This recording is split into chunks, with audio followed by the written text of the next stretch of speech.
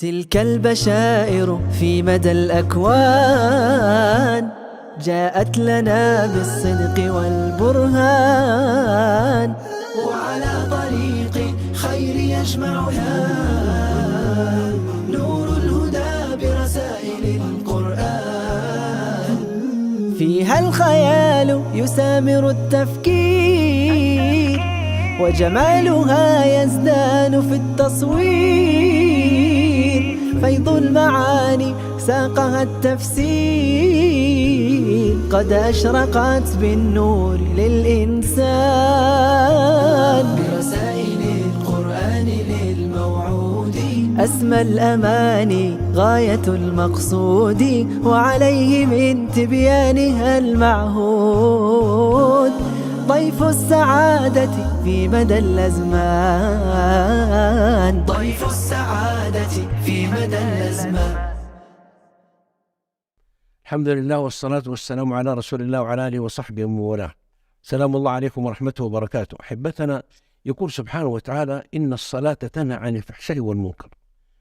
الصلاة وحدها جعلها الله سبحانه وتعالى لها الميزة هذه، من صلاها بخشوع وخضوع وإقبال نهته عن الفحشاء والمنكر بإذن الله.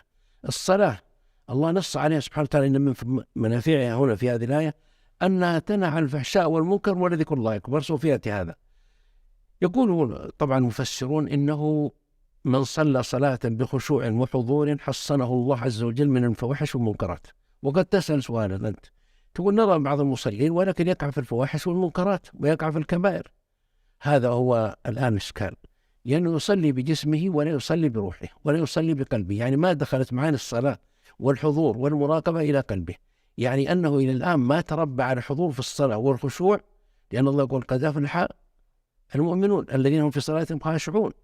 الخشوع هذا إذا دخل في القلب نهى صاحبه عن الفحشاء والمنكر ورده عن المنكرات. ولهذا قال سبحانه: إن الصلاة، شوف من عظم الصلاة ومن فوائدها العظيمة، تنهى عن الفحشاء والمنكر. لا تجد مصليا صادقا حاضرا بقلبه في صلاته إلا هو مستقيم بحول الله. إن حدث صدق، وإن وعد وفى، وإن تعامل كان على بر، بارا بوالديه، يعني حسن الخلق، متواضعا مع الناس، ومحققا لتوحيد الله قبل ذلك. فالصلاة هي العبادة التي تصاحبنا في 24 ساعة. اسمع اللطيف الآن: ولذكر الله أكبر والله يعلم ما تصنعون. ما هي العلاقة بين إن الصلاة تنهى عن الفحشاء والمنكر ولذكر الله أكبر والله يعلم ما تصنعون؟ يقول شيخ الإسلام ابن تيمية رحمه الله: إن في الصلاة فائدتين من ضمن الفوائد، لكن من أعظم الفوائد أنها تنهى عن الفحشاء والمنكر ويقام فيها ذكر الله.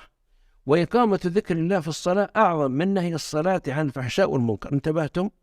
يقول فيها فائدتان: فائدة أن تنهى عن الفحشاء والمنكر، هذه فائدة، وفائدة أنه يقام فيها ذكر الله، لأنك تقرأ فيها السورة الفاتحة، تقرأ القرآن، تسبح، تذكر الله، تدعو.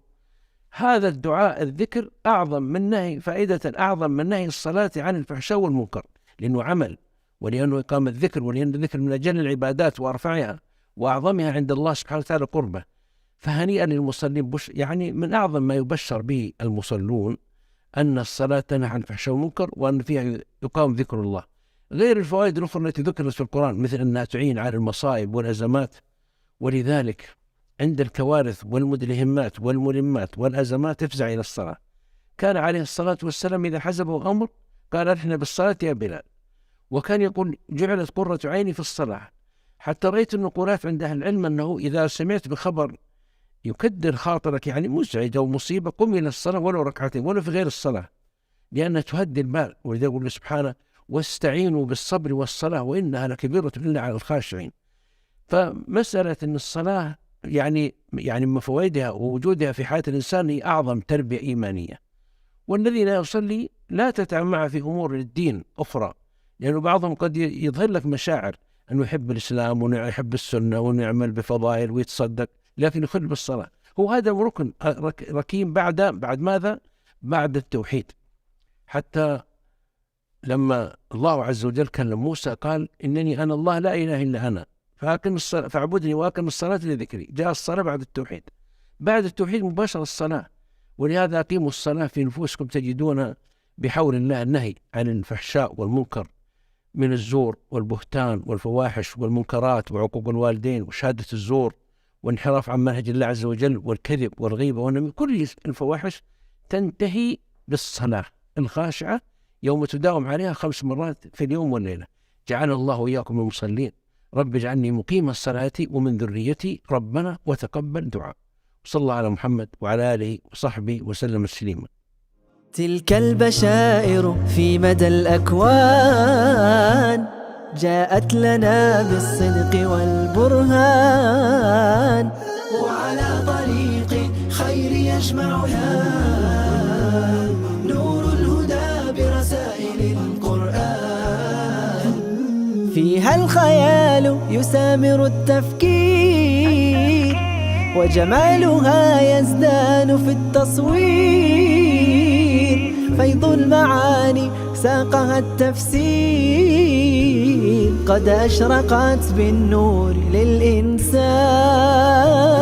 برسائل القرآن للموعود أسمى الأماني غاية المقصود، وعليه من تبيانها المعهود ضيف السعادة في مدى الأزمان. ضيف السعادة في مدى الأزمان.